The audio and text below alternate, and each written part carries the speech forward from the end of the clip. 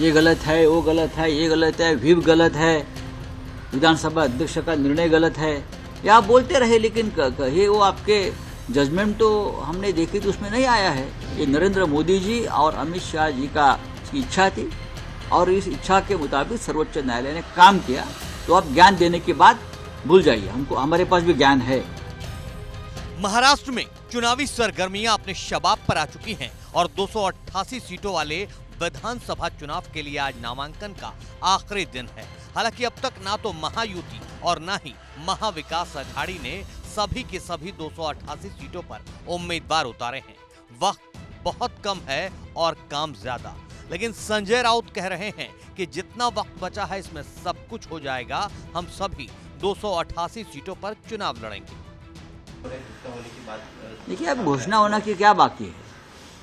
आज 3 बजे तक का समय है, उसके पहले सब कुछ हो जाएगा। 288 सीट्स है, 288 सीट है, उसके ऊपर तो उम्मीदवार देने ही पड़ेगा ना। और लगभग सभी सीटों पर अपना अपने लोगों ने उम्मीदवार दिए हैं और हम 288 सीट पर महाविकास आघाड़ी चुनाव लड़ेगी। लेकिन इस बीच जब सवाल सीजेआई का आया तो अचानक संजय राउत के तेवर तल्ख हो गए। संजय राउत सीजेआई चंद्रचूड़ के पिछले बयानों को लेकर घेरने लगे और सीधे सीधे इस बात का इल्जाम लगा दिया कि देश की न्यायपालिका स्वतंत्र नहीं है।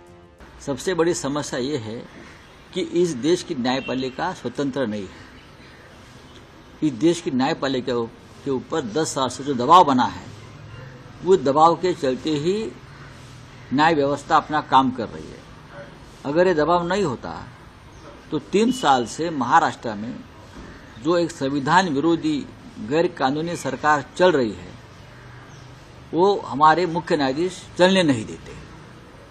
जिस तरह से पार्टियों को तोड़कर सरकार बनाई है और उनका डिस्क्वालिफिकेशन होना जरूरी था as per 10th schedule of our constitution, लेकिन हमारे मुख्य न्यायाधीश ने ये बात मानी नहीं, सुनी नहीं। कमेंट्स तो करते रहे बहुत, ये गलत है, वो गलत है, ये गलत है, व्हिप गलत है, विधानसभा अध्यक्ष का निर्णय गलत है, ये आप बोलते रहे, लेकिन कहिए वो आपके जजमेंट तो हमने देखी तो उसमें नहीं आया है।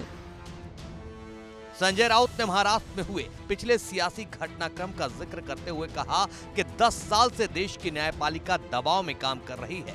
सीजेआई से उम्मीदें थे कि हालात बदलेंगे, लेकिन ऐसा कुछ हुआ नहीं। राउत ने आगे ये तक कह डाला कि न्यायपालिका मोदी और अमित शाह के दबाव में है।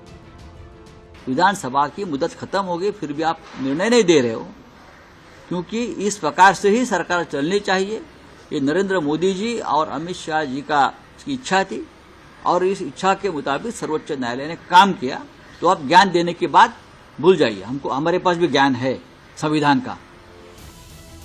संजय राउत ने न्यायपालिका को लेकर उस वक्त भी सवाल उठाए थे जब पीएम मोदी गणेश उत्सव के दौरान सीजेआई के घर पहुंचे थे। दोनों ने साथ आरती की थी। तब संजय राउत ने कहा था कि अगर संविधान के संरक्षक राजनेताओं से मिलते हैं तो लोगों के दिमाग में संदेह पैदा हो सकता है। हमारे मामले की सुनवाई सीजेआई चंद्रचूड़ कर रहे हैं, इसलिए हमें संदेह है कि हमें न्याय मिलेगा या नहीं। लेकिन अब चुनावी सरगर्मियों के बीच संजय राउत के एक बार फिर वही तेवर दिखाई दे रहे हैं। हालांकि महाराष्ट्र में आज नामांकन का आखिरी दिन है। महाराष्ट्र में 20 नवंबर को एक ही चरण में सभी 288 सीटों पर वोटिंग होगी और 23 नवंबर को नतीजे घोषित होंगे।